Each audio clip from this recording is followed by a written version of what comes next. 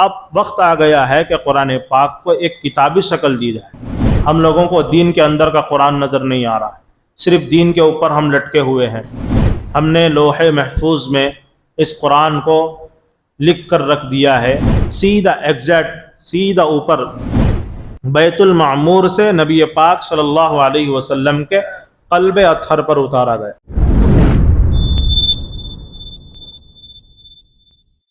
اعمالنا من يهده الله فلا مضل له ومن يضلله فلا هادي له ونشهد أن لا إله إلا الله وحده لا شريك له ونشهد أن سيدنا ونبينا وسندنا ومولانا محمدا عبده ورسوله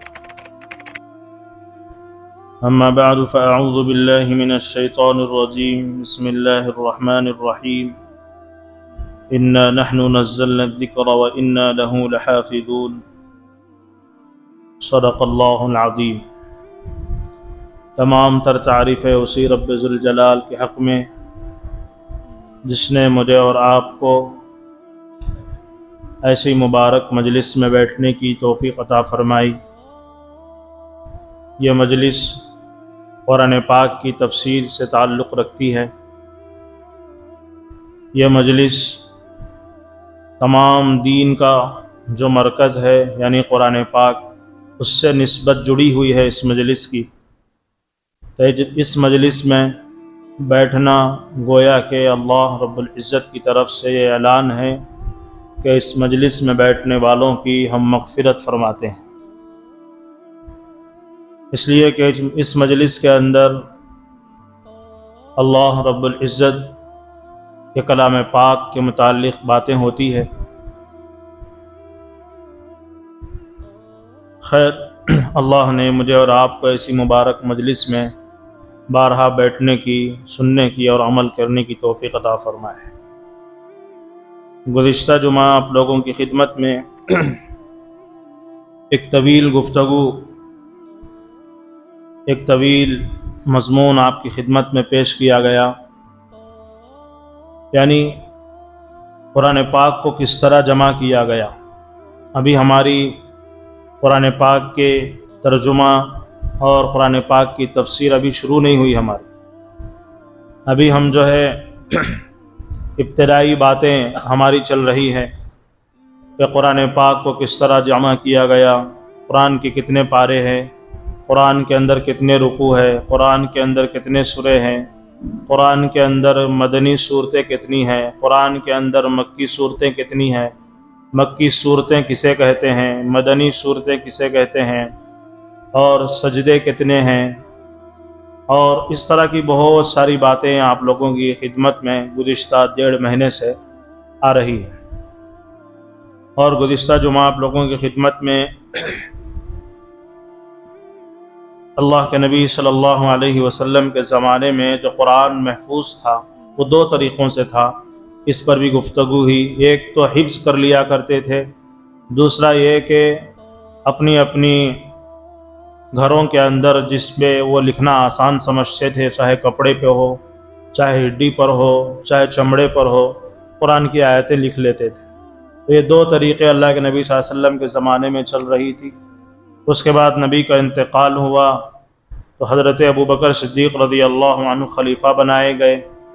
تو اس کے بعد سب سے پہلا جو کام حضرت ابوبکر صدیق رضی اللہ عنہ نے کیا، سن 11 ہجری میں حضرت خالد بن ولید رضی اللہ عنہ کو ایک لشکر دیا، اس کا امیر بنایا، سپہ سالار بنایا، کمانڈر بنایا۔ حضرت خالد بن ولید رضی اللہ عنہ کو ایک لشکر بنا کر کے، ایک جماعت بنا کر کے روانہ کیا جنگ کے لیے، جس کو یمامہ کہتے ہیں، جنگ یمامہ کہتے ہیں۔ یہ سن 11 ہجری میں ہوئی ہے، نبی کی وفات کے بعد سب سے پہلی جنگ جو حضرت ابوبکر صدیق رضی اللہ عنہ کرے۔ وہ جنگ کیوں ہوئی تھی، اس کے پیچھے ایک واقعہ ہے، شاید میں گزشتہ صرف اشارہ دیا تھا تو میں اس کو بتا دینا ضروری سمجھتا ہوں، اس لیے کہ آج بھی جمعہ کا دن ہے۔ آج بھی بہت ساری مساجد میں جمعہ کے وقت میں اسی ٹاپک پر بات ہوئی ہے، اس لیے کہ آندھرا اور تلنگانہ کے مسلم پرسنل لا بورڈ کے جو بڑے حضرت مولانا خالد شیخ اللہ صاحب نے بھی ہمیں حکم دیا تھا کہ آج کی جمعہ میں یعنی ربیع الاول کے آخر کے جمعہ میں عقیدہ ختم نبوت پر بات کی جائے، تو اس سلسلے میں یہ اتفاق ہے کہ اس پر جو ہے کچھ بات ہو جائے۔ جنگ یمامہ سن 11 ہجری میں نبی کے انتقال کے بعد حضرت ابوبکر صدیق رضی اللہ عنہ نے یہ جنگ کا اعلان کیا۔ جنگ کا اعلان کیوں کیا گیا؟ اس لیے کہ اس وقت کا ایک آدمی تھا، اس کا نام مسیلمہ ابن کذاب، بعض کہتے ہیں ابن نہیں لگایا نہیں جاتا بلکہ صرف مسیلمہ کذاب کہتے ہیں، بعض کہتے ہیں مسیلمہ ابن کذاب۔ تو وہ آدمی ایسا تھا جو اپنے آپ کو نبی کا دعویٰ کرتا تھا۔ وہ یہ کہتا تھا کہ میں نبی ہوں، جس طرح مدینے میں مکے کے اندر ایک محمد پیدا ہوا ہے، وہ اپنے آپ کو نبی کہتا ہے اور مدینے میں آ کر بسا ہے۔ میں بھی ایک نبی ہوں، میں محمد کے بعد کا نبی ہوں، مجھ پر بھی اللہ کی طرف سے وحی نازل ہوتی ہے۔ اس طرح کی من گھڑت باتیں جو ہے لوگوں میں پھیلاتا تھا، یعنی نبی ہونے کا دعویٰ کرتا تھا۔ اس لیے کہ حدیث میں آتا ہے، اللہ کے نبی صلی اللہ علیہ وسلم نے ارشاد فرمایا، میرے بعد کوئی نبی آنے والا نہیں ہے۔ کیا نبی کے بعد کوئی نبی آنے والے ہیں؟ نہیں ہے۔ لیکن موجودہ دور میں ایک آدمی ایسا بھی ہے جو اپنے آپ کو نبی کہتا ہے، اب فی الوقت اب وہ زندہ بھی ہے۔ تو آج کے نوجوانوں کو یہ معلوم ہونا ضروری ہے کہ فی الوقت ایسا آدمی بھی ہمارے ہندوستان کے اندر ہے جو اپنے آپ کو نبی کہتا ہے۔ آپ حیران ہوں گے، بہت سارے نوجوان لڑکیاں جو یونیورسٹیوں میں کالجوں میں پڑھ رہی ہے، اس کے اوپر ایمان لے کر آ گئی ہے، یعنی اس کو نبی تسلیم کر رہے ہیں۔ وہ اپنے آپ کو امام مہدی کہہ رہا ہے، وہ اپنے آپ کو عیسیٰ علیہ السلام کہہ رہا ہے۔ تو اس طرح کے حالات ہندوستان کے اندر چل رہے ہیں۔ تو الغرض ہمیں اس سے بچ کر رہنا چاہیے، اپنے ایمان کی حفاظت کرنا چاہیے۔ اللہ کے نبی کے بعد کوئی نبی آنے والا نہیں ہے۔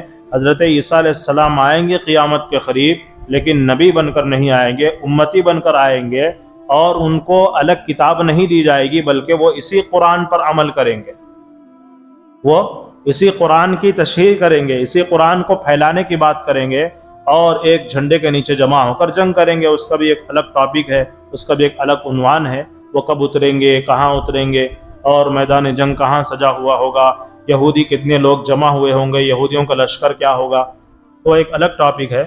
تو میں یہ بتانا چاہتا ہوں، آج موجودہ زمانے میں بھی اپنے آپ کو نبی کا دعویٰ کرنے والے موجود ہیں۔ اس لیے جتنے بھی یہاں بیٹھے ہیں وہ الحمدللہ میں امید کرتا ہوں اس سے بچے ہوئے ہوں گے، اپنے ایمان کی حفاظت کر رہے ہوں گے۔ اگر ایسی باتیں آپ نہیں سنے ہیں تو آپ سن کر محفوظ رکھ لیں اپنے دل میں، اپنے کانوں میں۔ اگر کوئی آدمی آ کر یہ بتائے کہ فلاں جگہ نبی ہے تو فوراً اس کا انکار کر دے، اس لیے کہ اپنے ایمان کی حفاظت کرے، اپنے نوجوانوں کی حفاظت کرے، اپنے نوجوان لڑکیوں کے ایمان کی حفاظت کرے۔ تو سب سے پہلے حضرت ابوبکر صدیق رضی اللہ عنہ نے جو کام کیا خلیفہ بننے کے بعد سن 11 ہجری میں، وہ اسی کذاب جھوٹے نبی کو ختم کرنے کا کام کیا، اس کو قتل کرنے کا ارادہ کیا۔ حضرت ابوبکر صدیق رضی اللہ عنہ نے ایک جماعت بنائی، اس کا سپہ سالار کمانڈر حضرت خالد بن ولید رضی اللہ عنہ کو بنایا۔ خالد بن ولید رضی اللہ عنہ صحابی رسول ہیں جنہوں نے اللہ کے نبی صلی اللہ علیہ وسلم کی زندگی کے اندر بہت ساری جنگوں میں جو ہے فتح حاصل کی تھی، بہت ساری جنگوں میں لڑائیوں میں فتح حاصل کی تھی۔ ان کو بہت زیادہ مہارت حاصل تھی، جنگ کس طرح لڑی جاتی ہے، کہاں پر نماز پڑھنے کی جگہ ہونی ہے، کہاں پر کھانے کی جگہ ہونی ہے، کہاں پر میدان جنگ کے اندر دشمن سے لڑنے کا مقابلہ ہو، اس کو جو ہے حضرت خالد بن ولید رضی اللہ عنہ اچھے طریقے سے جانتے تھے، اور دشمن پر کب حملہ کرنا ہے یہ تمام چیزیں حضرت خالد بن ولید رضی اللہ عنہ بہتر جانتے تھے۔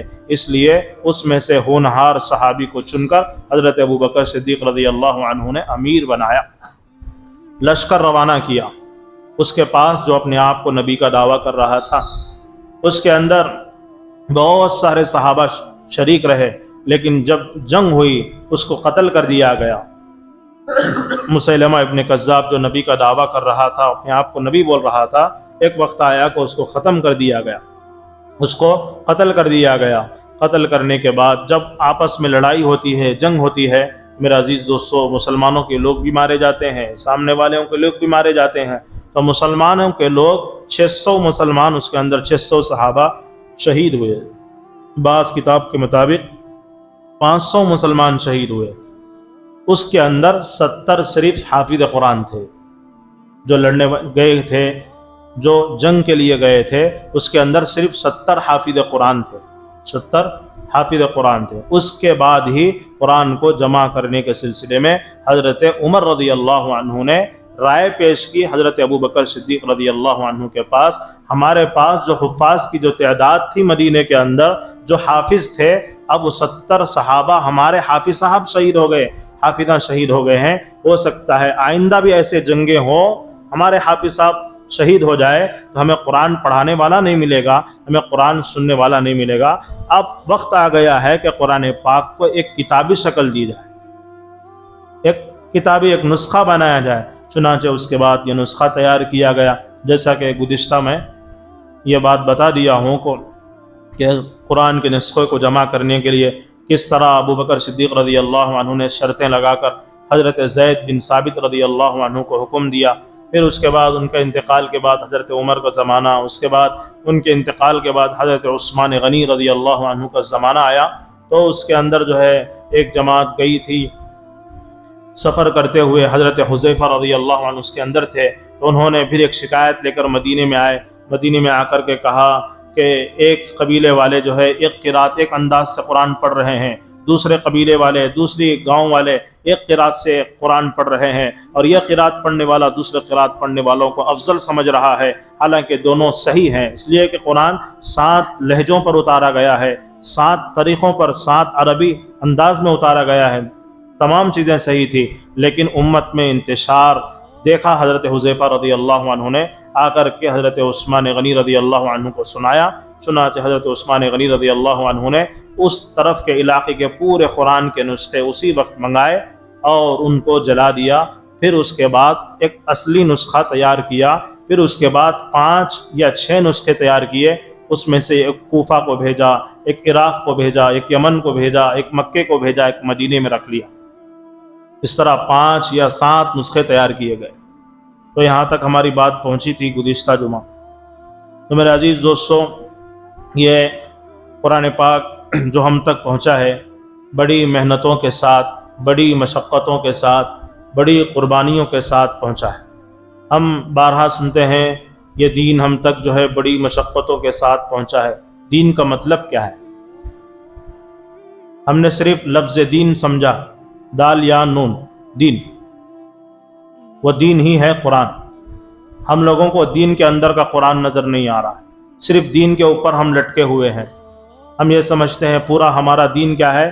نماز پڑھ لینا، روزہ رکھ لینا، ایک 4-5 کامہ ہے، وہی دین ہے۔ میرے عزیز دوستو، ہم لکیر کے فقیر بن چکے ہیں آج کے زمانے میں۔ دین یہ نہیں ہے، دین یہ پورا قرآن ہے، دین یہ پورا قرآن ہے۔ ہم نے ہر چیز سیکھی لیکن قرآن نہیں سیکھا۔ یہی تو اصل دین ہے، اسی کے اندر سے تو ہے تمام چیزیں نکل رہی ہے، یہی اصل سرچشمہ ہے، یہی اصل منبع ہے، اس کے اندر سے ہی مسائل نکل رہے ہیں، اس کے اندر سے ہی حلال بتایا جا رہا ہے، اس کے اندر سے ہی حرام بتایا جا رہا ہے، اس کے اندر سے ہی جو ہے رشتہ طے کرنے کا حکم دیا جا رہا ہے، اس کے اندر ہی ولیمے کا طریقہ بتایا جا رہا ہے، اس کے اندر ہی سود سے بچنے کا طریقہ بتایا گیا ہے، اس کے اندر ہی قرض لیتے وقت لکھ لینا یہ بتایا جا رہا ہے، لین دین کے وقت اونچ نیچ ہو سکتی ہے، اس کو بھی ایک ریکارڈ رکھنا، لکھنا پین سے ذریعے سے پیپر پر لکھیے، اس کی دستخط لیجئے، اس کی دستخط لیجئے، وہ یہ قرآن بتا رہا ہے۔ اور جائیداد کے تقسیم کرنے کا موقع آ رہا ہے، قرآن نے پورا ایک صفحہ نازل فرما دیا، یوصیکم اللہ فی اولادکم للذکر مثل حظ الانثیین۔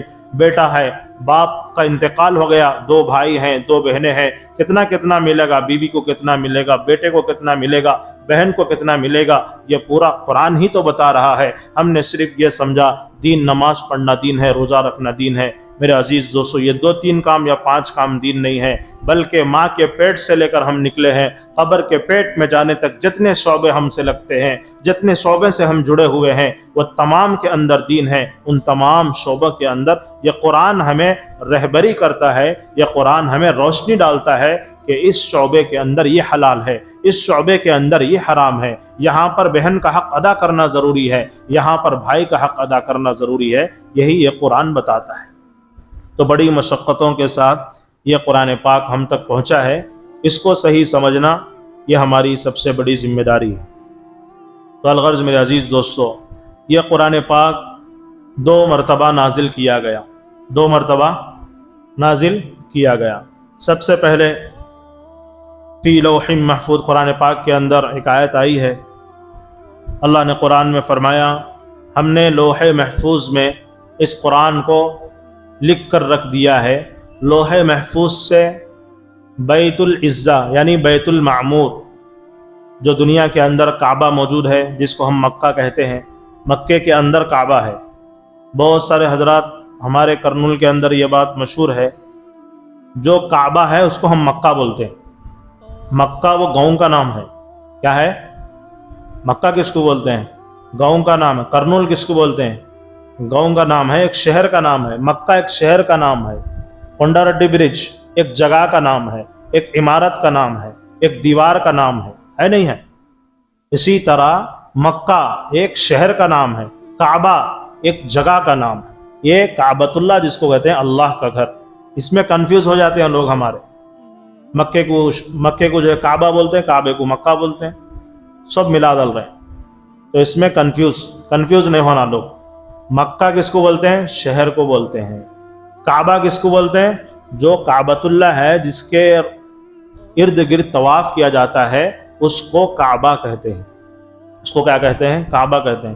جہاں پر اب کعبہ موجود ہے دنیا کے اندر، سیدھا اوپر پہلے آسمان پر ایک کعبہ موجود ہے۔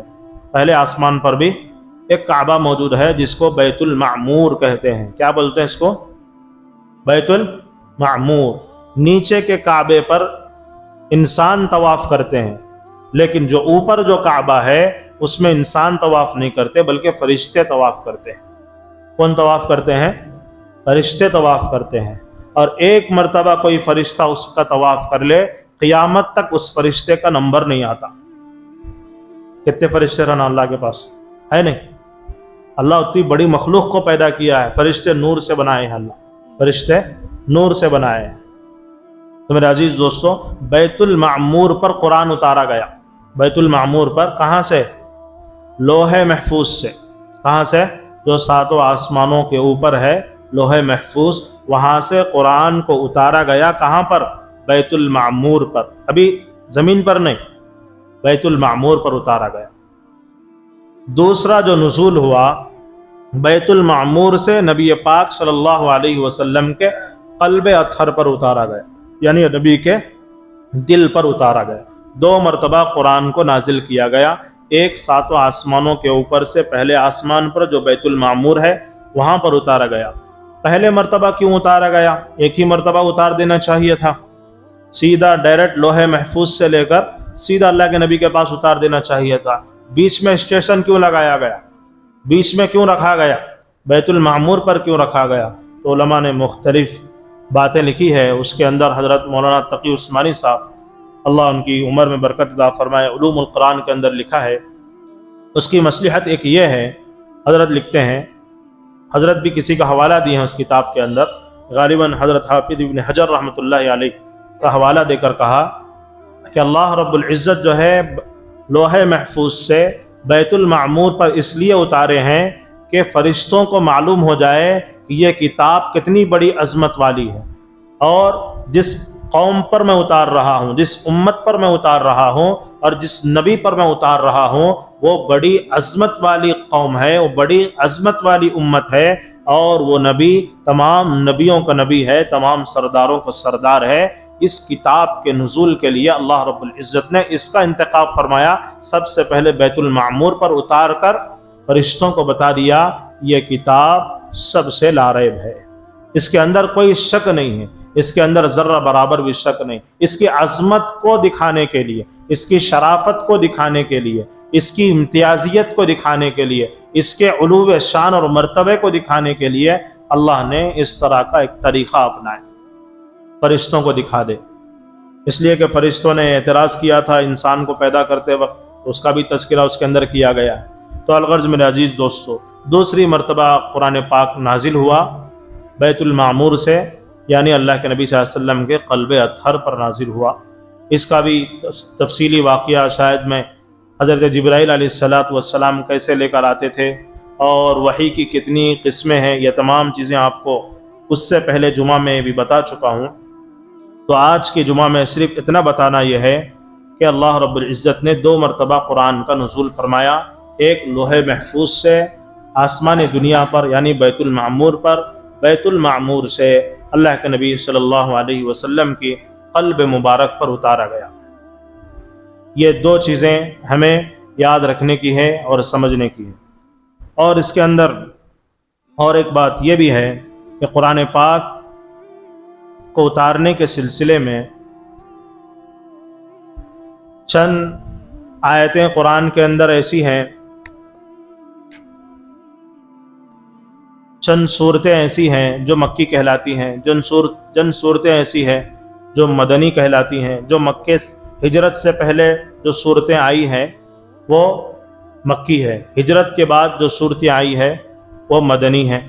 چونکہ ہجرت کرنے کے بعد اللہ کے نبی صلی اللہ علیہ وسلم پر بھی قرآن نازل ہوتا رہا، وہ مدنی صورتیں ہیں، تو اس کا بھی یاد رکھنا بہت زیادہ ضروری ہے۔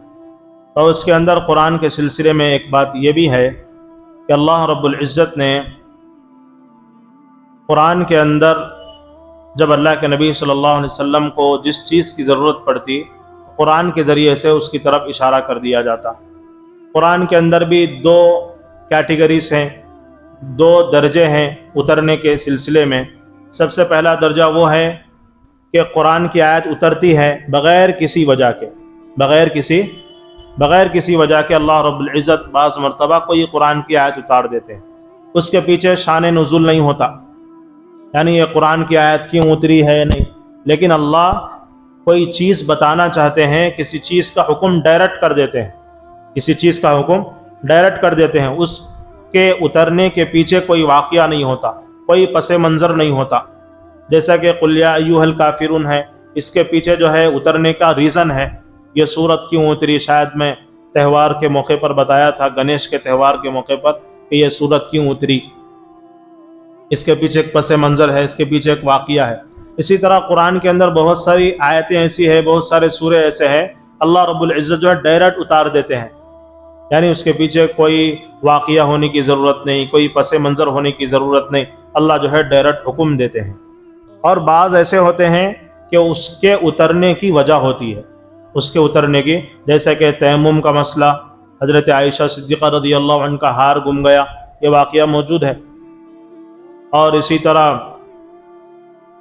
حضرت علی رضی اللہ عنہ کے واقعہ کا تذکرہ، اور اسی طرح حضرت عمر رضی اللہ عنہ کے رائے کا تذکرہ، 10 آیتیں اللہ رب العزت نے اتار دی، حضرت عائشہ صدیقہ رضی اللہ عنہ کے پاک دامنی میں 10 آیتیں اتار دی، تو اس کے پیچھے کچھ واقعات ہوتے ہیں،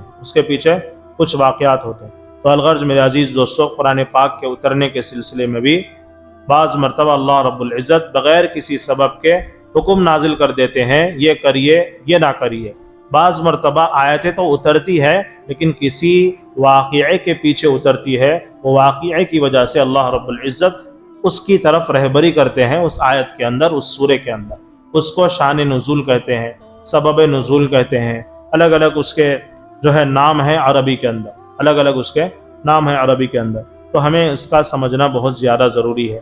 انشاءاللہ آئندہ جمعہ اور بھی تفصیل کے ساتھ آپ کی خدمت میں آئیں گے، اس لیے کہ گزشتہ جمعہ بہت ساری باتیں آپ کی خدمت میں آ چکی ہیں قرآن کے جمع کرنے کے سلسلے میں، اور 40 نام آپ کے سامنے میں گزشتہ جمعہ ذکر کیا تھا کہ کاتبین وحی کے سلسلے میں مکمل وقتاً فوقتاً لکھے ہو یا مسلسل لکھے ہوں یا کبھی کبھی لکھے ہوں، ان کے تمام مجموعے کتب حدیث میں 40 نام ذکر کیے گئے ہیں جو وحی لکھا کرتے تھے، جو آیتیں لکھا کرتے تھے، وہ پورے 40 نام بھی شاید میں گزشتہ جمعہ آپ لوگوں کی خدمت میں رکھ چکا ہوں۔ اللہ رب العزت سے دعا ہے کہ اللہ رب العزت ہم تمام کو اور بھی زیادہ اس مجلس کے اندر دوسرے افراد کو بھی جوڑنے کی توفیق عطا فرمائے۔ انشاءاللہ آئندہ جمعہ اسی ابتدائی باتوں میں بہت ہی دلچسپ باتیں میں آپ لوگوں کی خدمت میں رکھنے والا ہوں۔ ابھی وہ مطالعہ میرا جاری ہے، اس لیے آپ حضرات، وہ مطالعہ ابھی میرا مکمل نہیں ہوا، اس لیے کہ یہ مجلس ایسی ہے، پڑھے بغیر ہم کچھ نہیں بولتے۔ اس کے اندر پڑھے بغیر سنی سنائی باتیں انہیں بول رہا یہاں کو میں بول ڈالنا، ویسا نہیں چلتا اس میں۔ وہ انہوں بول رہی میں آپ کو یہاں بول ڈالا، کنڈرٹی برج کرن ٹھہر کو وہاں کون تو دو باتیں بولے، یہاں کو بولنے کی باتیں نہیں ہے، قرآن ہے۔ اس کے لیے مجھے مطالعہ کرنا پڑتا ہے، اس کے لیے مجھے 1 نہیں 10 کتابیں دیکھنا پڑتا ہے، اور ایسی کتابیں جو معتبر عالم کی ہوں، تب جا کر کے آپ کی خدمت میں کچھ باتیں عرض کرنی پڑتی ہے۔ 1-2 گھنٹے پڑھے تو ہم تمہارے سامنے جو ہے 20 منٹ بول سکتے ہیں، اتنا اچھا، تو اس میں محنت زیادہ ہوتی ہے۔ اس لیے انشاءاللہ آئندہ جمعہ اور بھی دلچسپ مضامین آپ کی خدمت میں رکھوں گا۔ آپ حضرات خود بھی آئیے، دوسرے لوگوں کو بھی جوڑنے کی کوشش کریں، تاکہ میں اور آپ مل کر قرآن سننے والے بنیں، قرآن پر عمل کرنے والے بنیں، اور قرآن کی معلومات حاصل کرنے والے بنیں گے انشاءاللہ۔ اللہ ہم تمام کو عمل کی توفیق عطا فرمائے، آمین۔ وآخر دعوانا الحمدللہ رب العالمین۔ اللہم لک الحمد لک الشکر یا اللہ۔ اللہم صلی علی سیدنا شفیعنا حبیبنا نبینا مولانا محمد وبارک وسلم۔ ربنا آتنا في الدنيا حسنة وفي الآخرة حسنة وقنا عذاب النار، لا إله إلا أنت سبحانك إني كنت من الظالمين، رب هب لي من الصالحين، رب لا تذرني فردا وأنت خير الوارثين، يا رب بالمصطفى بلغ مقاصدنا واسمح لنا ما مضى يا واسع الكرم، جزا الله عنا محمدا ما هو أهله صلى الله عليه وسلم، سبحان ربك رب العزة عما يصفون، وسلام على المرسلين والحمد لله رب العالمين۔